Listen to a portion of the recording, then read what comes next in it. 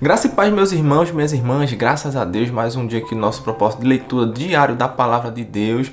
Louvado seja o nosso Senhor, que Ele continue abençoando a sua vida por estar aqui firme neste propósito. Amém? Já convido você que é cristão, se você crê em Deus, convido você a caminhar junto conosco e ler todos os dias a Palavra de Deus. Amém? 15 a 20 minutos, menos de 1,5% do seu dia. Você vai se dedicar e assumir esse compromisso de iniciar o seu propósito. Tem a playlist que está passando aí, você clica na playlist e inicia o seu propósito no dia 1º. Amém? Se fortaleça, se alimente mais da palavra de Deus. Amém? Que você vai perceber, vai sentir uma mudança maravilhosa ouvindo o Senhor falar todos os dias ao seu coração. Amém? Tem sido assim comigo, tenho certeza que tem sido assim com todos os meus irmãos que já fazem parte desse propósito do Senhor. Amém? Então se inscreva no canal, amém? E inicie seu propósito no dia 1.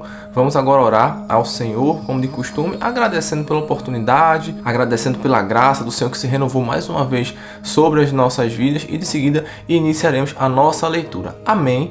Oremos. Soberano Deus, eterno Pai, maravilhoso és tu, santo, Deus de poder, Deus de amor. Pai, te agradecemos por mais uma vez permitir, Senhor, estarmos aqui diante da tua presença para ler, Pai, as tuas palavras, para ler, Senhor, teus ensinamentos, para aprender mais de ti, para sentir o Senhor falar aos nossos corações. Ó Espírito Santo, conduz mais uma vez a leitura no dia de hoje, fala aos nossos corações aquilo que nós precisamos ouvir. Se porventura, ó Pai, alguém estiver aqui triste, angustiado, com algum problema, fortalece a fé, ó Pai, dessa pessoa em ti. Fala seu coração, ó Pai, que o Senhor é todo poderoso, o Senhor é maravilhoso e que não há nada impossível para ti, ó Senhor. Continua nos abençoando, nos agraciando com a tua presença, com o teu amor e que seja mais uma leitura maravilhosa como tem sido todos os demais dias. Assim oramos e te agradecemos. Amém. Glória a Deus. Amém. Vamos lá, iniciar nossa leitura. Números capítulo 25. Dando continuidade na leitura no livro de Números, capítulo 25. O povo de Israel adora Baal Peor. Amém? Todos encontraram? Vamos lá, começa assim. Quando os israelitas estavam acampados no Vale das Acácias, os homens começaram a ter relações com as mulheres moabitas. Elas convidavam o povo para as festas em que eram feitos sacrifícios aos seus deuses, e os israelitas tomavam parte nos seus banquetes e adoravam os seus deuses. Assim, os israelitas se reuniram para adorar o Deus Baal Peor, e por isso o Senhor Deus ficou muito irado com eles e disse a Moisés: reúna os chefes do povo de Israel e os enforque diante de mim em plena luz do dia. Assim, a minha ira contra o povo de Israel acabará. Moisés disse aos chefes: cada um de vocês mate os homens da sua tribo que foram adorar o Deus Baal Peor. Moisés e todo o povo estavam chorando em frente da tenda do Senhor. Então um dos israelitas levou uma mulher midianita para dentro da sua barraca na presença de Moisés e de toda a gente. Quando Finéias, filho de Eleazar e neto do sacerdote Arão, viu isso, levantou-se e saiu da reunião. Ele pegou uma lança, seguiu o homem, entrou na barraca e enfiou a lança na barriga dele e da mulher. E assim acabou a epidemia que havia entre os israelitas e que já havia matado 24.000 pessoas. Então o Senhor Deus disse a Moisés: Finéias fez com que terminasse a minha ira contra o povo de Israel. Finéias é como eu, não tolera a adoração de outros deuses além de mim. Por causa do que Finéias fez, eu, na minha ira, não destruí os israelitas. Portanto, diga-lhe que faço agora com ele uma aliança de amizade. Ele e os seus descendentes sempre serão sacerdotes, porque ele não deixou que os israelitas adorassem outro Deus além de mim, e assim conseguiu que fossem perdoados. O israelita que foi morto com a midianita se chamava Zinri. Ele era filho de Salo e chefe de uma família da tribo de Simeão. A mulher midianita que foi morta se chamava Cosbi. Ela era filha de Zur, chefe de um grupo de famílias midianitas. O Senhor ordenou a Moisés: ataquem e matem os midianitas. Eles prejudicaram vocês, pois os enganaram, levando-os a adorar o ídolo de Peor. E também os enganaram no caso de Cosbi, filha do chefe midianita, que foi morta no tempo da epidemia que houve no monte Peor. Glória a Deus. Dando continuidade, Números capítulo 26. Números capítulo 26, a segunda contagem do povo. Começa assim: depois da epidemia, o Senhor disse a Moisés e a Eleazar, filho do sacerdote Arão, o seguinte: façam a contagem de todos os homens israelitas de 20 anos para cima, família por família, isto é, todos os que já têm idade para o serviço militar. Moisés e Eleazar obedeceram e reuniram todos os homens com idade para prestar serviço militar. Eles se reuniram nas planícies de Moabe, na beira do rio Jordão, na altura de Jericó, que ficava no outro lado do rio. São estes os israelitas que saíram do Egito. A tribo de Ruben. Ruben era o filho mais velho de Jacó. Os grupos de famílias de Enoque, Palu, Esrom e Carme. Desses grupos de famílias foram contados 43.630 homens. Os descendentes de Palu eram Eliabe e os filhos Nemuel, Datã e Abirão. Datã e Abirão foram escolhidos pelo povo. Eles se revoltaram contra Moisés e Arão e se juntaram com os seguidores de Corá na revolta contra Deus o Senhor. A terra se abriu e os engoliu, e eles morreram com Corá e os seus seguidores. O fogo matou 250 homens, e isso serviu como um aviso para o povo, mas os filhos de Corá não foram mortos. A tribo de Simeão. Os grupos de famílias de Nemuel, Jamim, Jaquim, Zera e Saul. Desses grupos de famílias foram contados 22.200 homens. A tribo de Gade. Os grupos de famílias de Zefon, Agi, Suni, Osni, Eri, Arode e Areli. Desses grupos de famílias foram contados 40.500 homens. A tribo de Judá. Os grupos de família de Selá, Pérez, Zera, Esrom e Amul. 2 filhos de Judá, isto é, e Onã, haviam morrido em Canaã. Desses grupos de famílias foram contados 66.500 homens. A tribo de Isacar. Os grupos de famílias de Tolá, Puva, Jazube e Sirom. Desses grupos de famílias foram contados 64.300 homens. A tribo de Zebulon. Os grupos de famílias de Sered, Elon e Jaleel. Desses grupos de famílias foram contados 60.500 homens. As tribos de Manassés e Efraim, que eram filhos de José. A tribo de Manassés, Maqui, filho de Manassés, era pai de Gileade, e os seguintes grupos de famílias são descendentes de Gileade. Os grupos de famílias de Lezé, Eleque, Asriel, Siquém, Semida e Éfer. Zelofeade, filho de Éfer, não tinha filhos, somente filhas. Os nomes das filhas de Zelofeade eram Macla, Noa, Ogla, Milca e Tirza. Desses grupos de famílias foram contados 52.700 homens. A tribo de Efraim, os grupos de famílias de Sutela, Bequer e Taã. O grupo de famílias de Herã descendia de Sutela. Desses grupos de famílias foram contados 32.500 homens. São esses os grupos de famílias descendentes de José.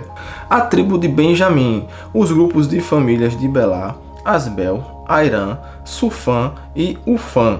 Os grupos de famílias de Arde e Naamã eram descendentes de Belá. Desses grupos de famílias foram contados 45.600 homens. A tribo de Dan, o grupo de famílias de Suão, que tinha 64.400 homens. A tribo de Aser, os grupos de famílias de Iná, Isvi e Berias. Os grupos de famílias de Eber e Malquiel são descendentes de Berias. A filha de Aser se chamava Sera. Desses grupos de famílias foram contados 53.400 homens. A tribo de Naphtali, os grupos de famílias de Jazeel, Guni, Jezé e Silém.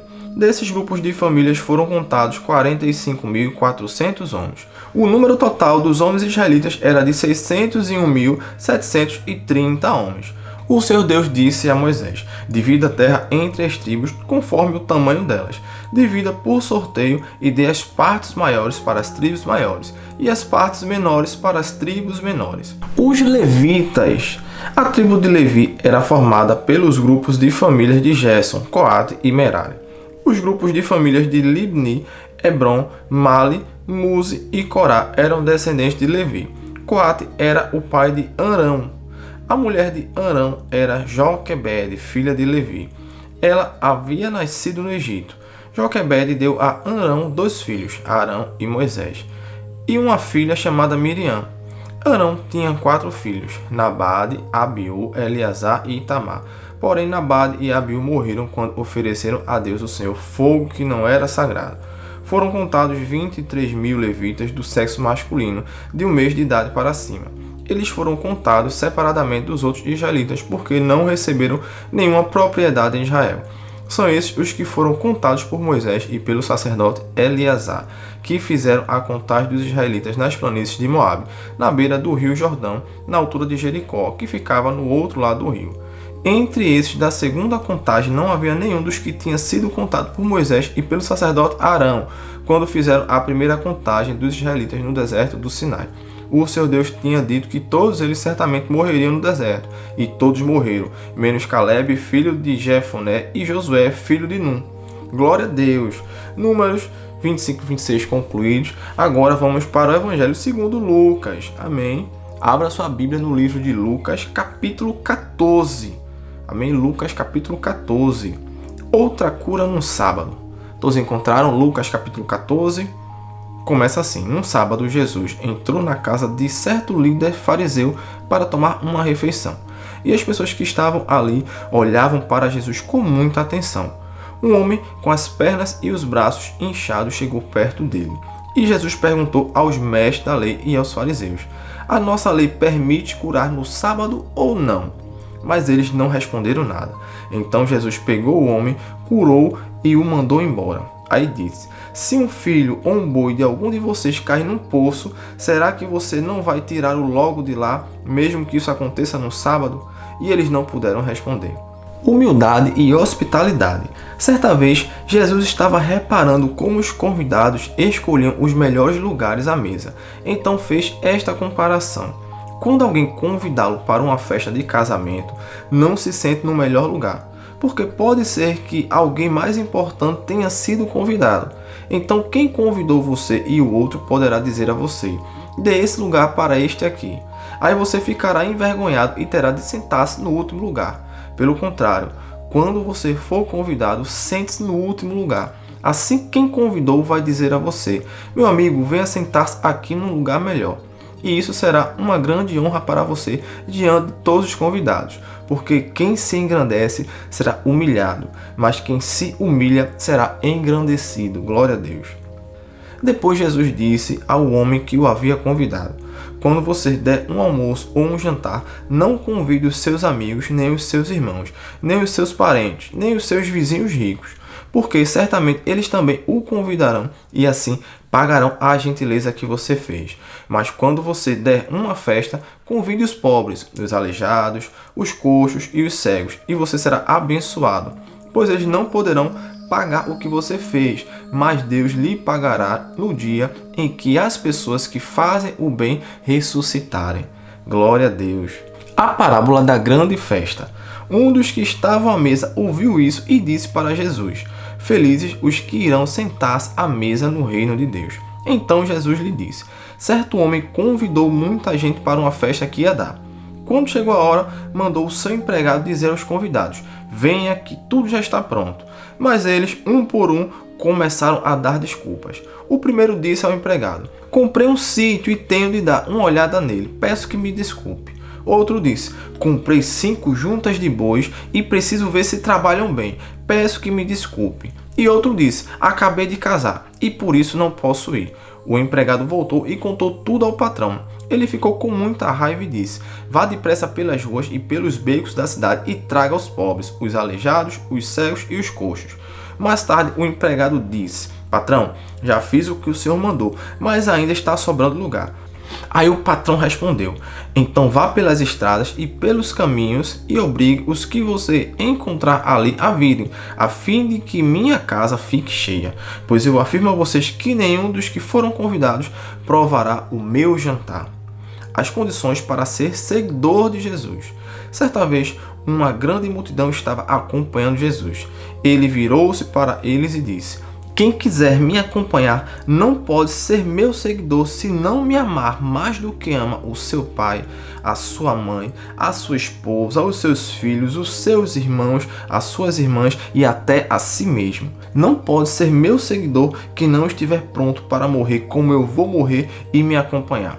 Se um de vocês quer construir uma torre, primeiro senta e calcula quanto vai custar para ver se o dinheiro dá. Se não fizer isto, ele consegue colocar os alicerces, mas não pode terminar a construção. Aí todos os que virem o que aconteceu vão caçoar dele, dizendo: este homem começou a construir, mas não pôde terminar. Se um rei que tem 10.000 soldados vai partir para combater outro que vem contra ele com 20.000, ele senta primeiro e vê se está bastante forte para enfrentar o outro. Se não fizer isso, acabará precisando mandar mensageiros ao outro rei, enquanto este ainda estiver longe, para combinar condições de paz.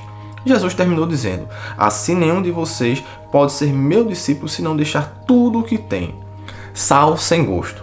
O sal é uma coisa útil, mas se perder o gosto, deixa de ser sal. É jogado fora, pois não serve mais nem para a terra, nem para um monte de esterco. Se vocês têm ouvidos para ouvirem, então ouçam. Glória a Deus. Leitura maravilhosa. Mais um dia aqui no propósito. Já 74 dias já lendo a palavra do Senhor e todos os dias alimentando a nossa fé. Vamos orar ao Senhor agradecendo. Ore com o seu coração aberto, com toda a sua alma, com toda a sua gratidão ao Senhor, porque isso é uma bênção de Deus. Ter a oportunidade de meditar naquilo que é a verdade do Senhor para as nossas vidas. Amém? Oremos. Seu Deus e eterno Pai, louvado seja o teu santo nome, ó Deus. Te agradecemos por mais uma vez permitir, ó Deus, que nós estejamos aqui lendo a tua palavra que ilumina os nossos caminhos, que ilumina os nossos passos, ó Pai. Ó Senhor, obrigado por nos ensinar, obrigado, Senhor, por nos direcionar para o caminho da salvação eterna. Ó Pai, nós reconhecemos que nós não somos merecedores, mas o Senhor nos amou primeiro. O Senhor entregou o seu único Filho, ó Pai, por nós, pelos nossos pecados. Ó Deus, continua nos abençoando, perdoa nossos pecados, nossas falhas, transgressões. Não se ire contra nós, ó Pai. Pelo contrário, tem misericórdia de nós, continua nos abençoando com a tua graça, com a tua presença, com o teu amor, com os teus ensinamentos. Faz cair por terra todo o mal, Senhor, todo levante de Satanás contra as nossas vidas, e que nós venhamos cada vez mais nos fortificar, buscar nos santificar para estar na tua presença. Assim oramos e te agradecemos por tudo, ó Pai, não só por ontem, por hoje, mas por tudo o Senhor irá continuar fazendo em nossas vidas. Amém. Glória a Deus. O Senhor seja louvado, que Ele continue abençoando a sua vida no dia de hoje. Amanhã estaremos juntos aqui novamente. Então, antes de sair, deixe o seu like, comente aqui abaixo. Muitas pessoas assistem, mas poucas comentam. Comente aqui abaixo, deixe um versículo, comente com seu amém, compartilhe os vídeos. Amém, que isso é muito importante. Deus abençoe e até amanhã, até o próximo vídeo. Fique na paz.